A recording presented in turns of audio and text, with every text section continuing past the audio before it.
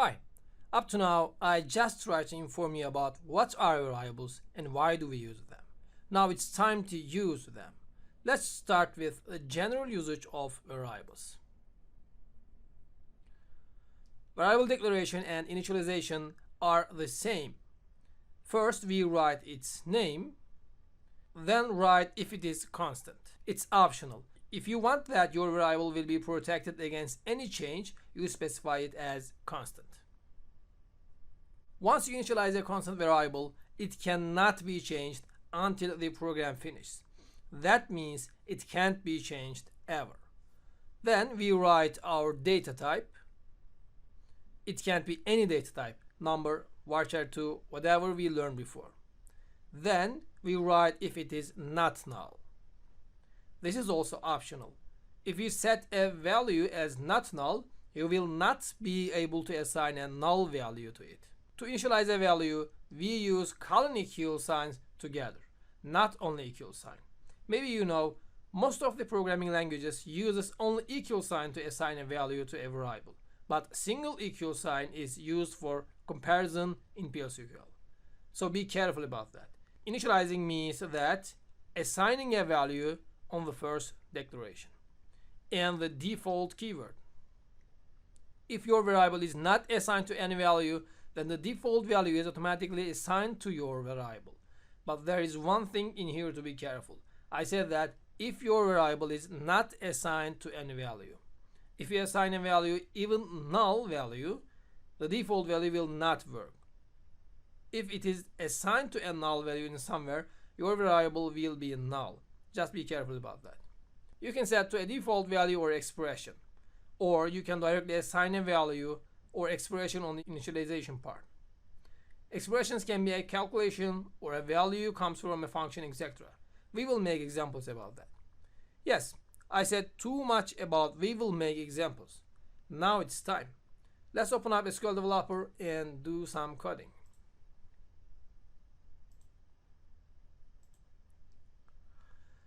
As we know, if we want to declare a variable, we first write declare keyword. Then we will start declaring our variables. Let's first declare a text. How will we do that? First, the name. I will obey the naming rules. We underscore text. And our data type.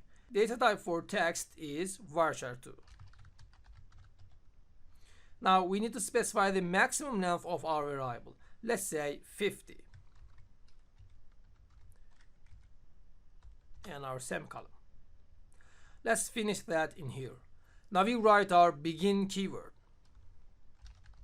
In here we will just print our variable. So let's write dpmsoutput.put line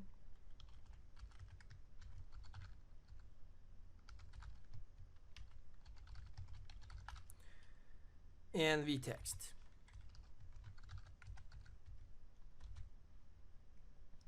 And our end keyword.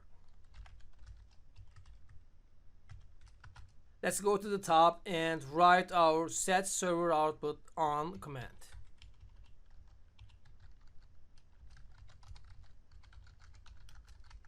This is for seeing the output. Let's run it first and run our query. As we can see, we could not see any value because we did not assign a value to it. Let's try our declaration things one by one. First, let's write a not null for our text after varchar2.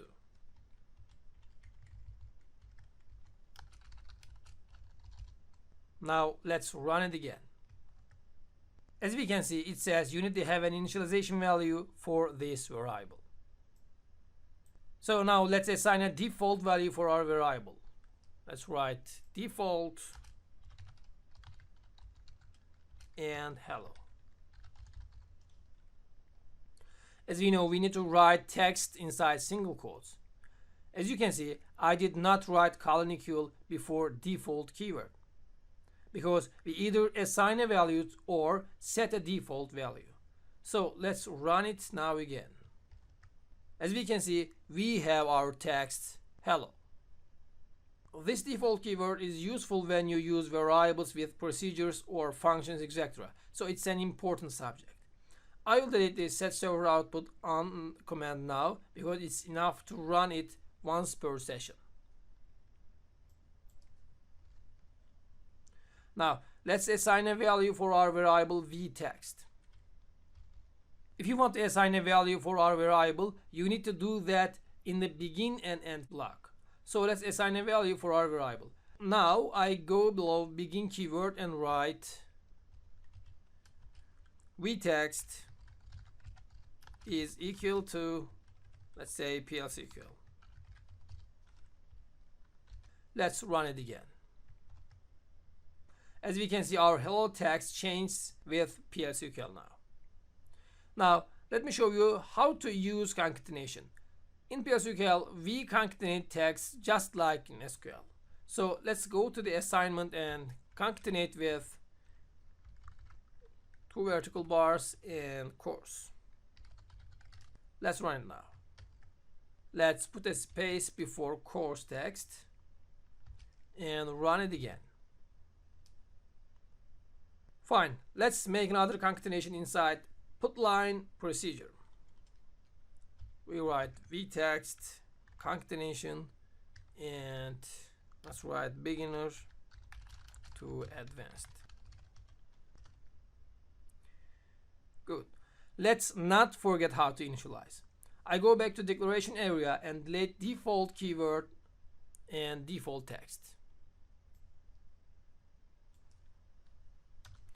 and write colon equal and welcome.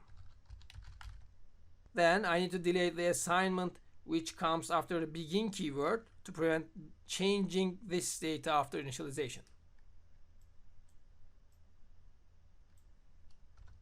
And run the code again. As you can see, we can directly create and initialize a variable. Great.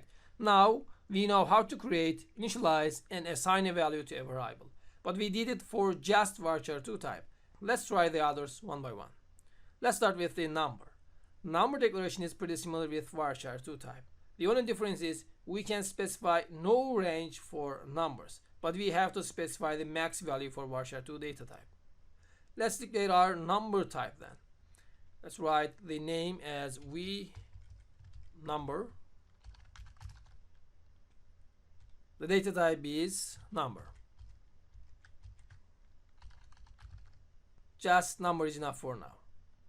And the value is, let's say, 50.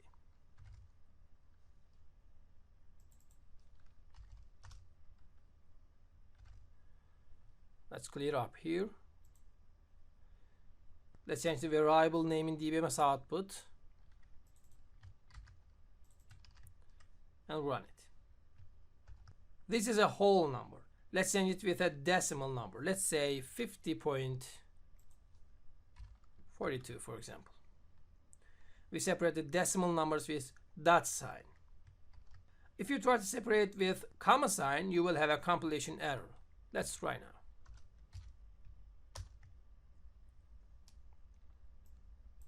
As we can see, it got angry with the symbol. We have to write dot for numbers. Now let's assign a maximum value for our number variable. Let's say 2. We will write it inside parentheses like in varchar2. Let's run it. Now I need to change this comma sign and run it again. So what happened now? I just write 50.42, but it printed just 50. What if I change the maximum value with 4 then? Because we have 4 digits in here. Let's clear up in here too and run the code. As we can see, it's 50 again. That means since we did not specify the scale, it's only assigned with the whole part of the number. So let's change the precision and scale with 2, 2. Now we have an error. Number precision too large. So what is wrong in here? It's the precision part. My number occurs from 4 digits. So we need to say that our precision is 4 at least, because precision must be higher or equal to the total digits of a number.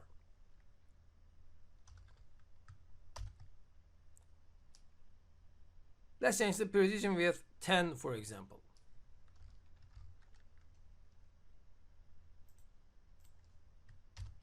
The result is correct.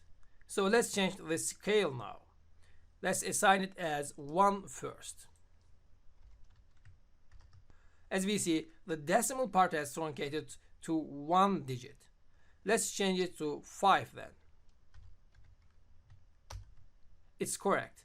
No problem. That means your precision and scale must be at least equal or higher to your number.